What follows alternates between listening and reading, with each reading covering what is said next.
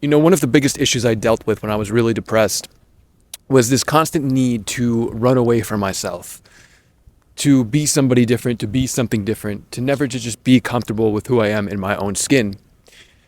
There was this feeling that there was like some underlying problem with me, like there was something wrong with me, and there was something that needed to be, fixed. And this is an issue that a lot of people deal with. And what the actual cure for this is not to try to be something else, not to get obsessed with self-improvement. This is why you see a lot of people who are obsessed with the whole gym thing still suffer with a lot of low self-esteem and a lot of insecurities and constantly have to post pictures and stuff to get attention or whatever.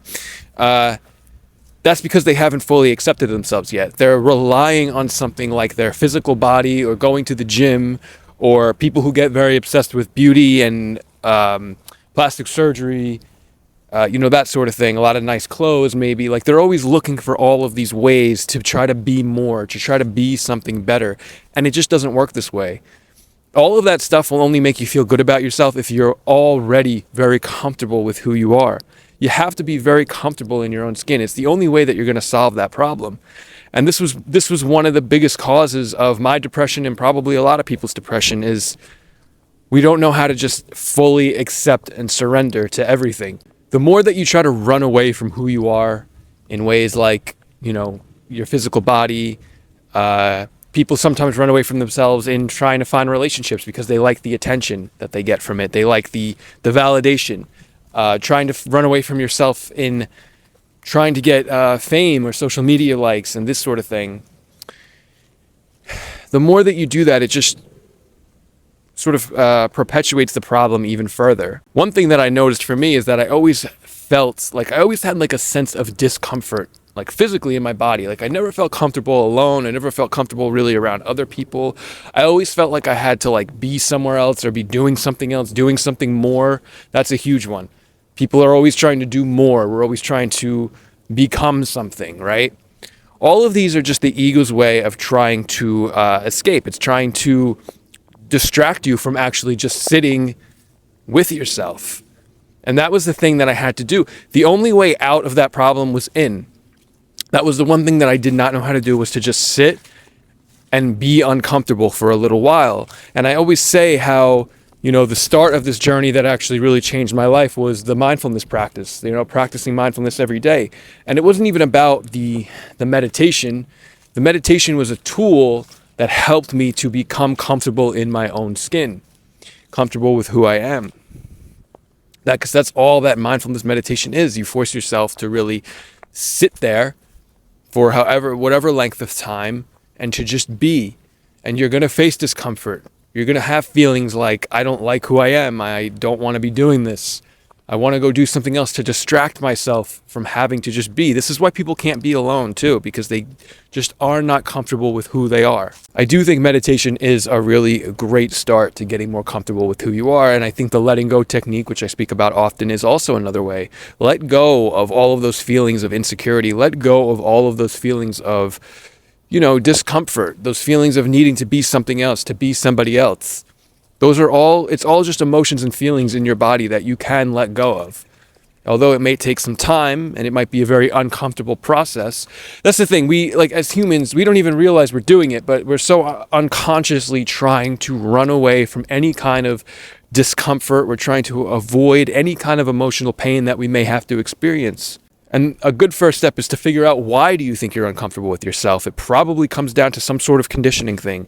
It probably comes down to somebody who at some point in your life made you feel inadequate, made you feel less than everybody else in some way. And this can range from things like you were abused, or it can even be something like maybe you went to a new school and didn't fit in or something like that. That's the way that trauma works, is very complex and will really vary and be different for everybody. But there's definitely something there that, along the way, something made you feel like you can't just be who you are.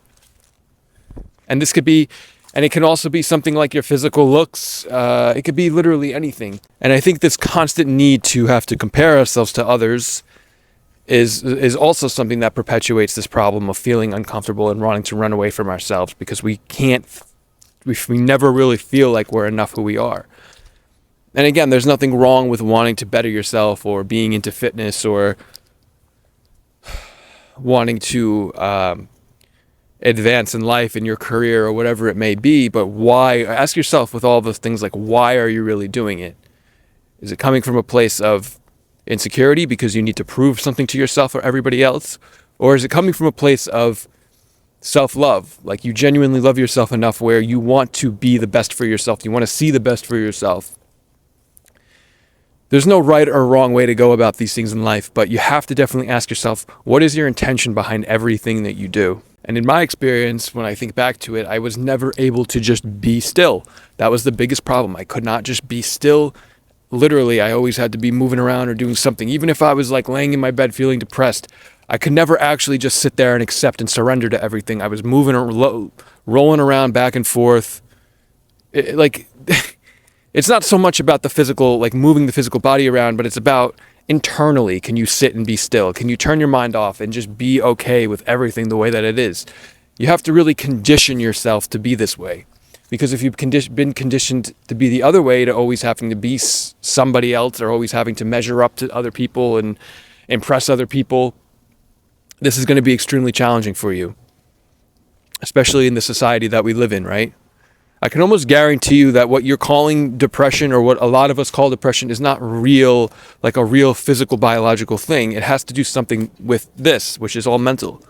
I'm not a doctor, but that's just what I figured out for myself. I was so convinced that there was like something wrong with me, like I was deficient in some vitamin, or, you know, there was some problem, there was some medical problem, and I would go to doctors and they would tell me there's nothing wrong with you. And I just couldn't figure it out, and it was frustrating, and I was trying to find every single thing that I possibly could to get an answer for why I felt this way. But I realized that the issue was I didn't know how to just fully accept myself and fully surrender to everything the way that it is. Just let go. Just sit with yourself for a length of time every single day. 15 minutes, 20 minutes, 30 minutes, and just be with everything. Let all of the emotions and the feelings surface. Let it be uncomfortable. Let it be painful. Let it be boring. Let it be frustrating. Let it be all of those things. This is ultimately, in my opinion, the key to completely alleviating that feeling of not being comfortable with who you are. I really do. This is why meditation is the basis of all spiritual practice. It's more than just like some little thing that you do 15 to 20 minutes every day to, feel better. Like, meditation literally is the key, because what it does is it expands and increases your awareness. And that's ultimately what pulls you out of things like anxiety and depression, because when your awareness is increased, your mind is only anchored on the present moment. And depression and anxiety are just depression is just your mind constantly reliving the past, and anxiety is just constantly worrying about the future. That's essentially all that they are. That's why when we're depressed, like I was, we're always worrying about the past, and we're always upset about things we did in the past, or things that we could have did different, things we could have done better. You understand, it's all a mental thing.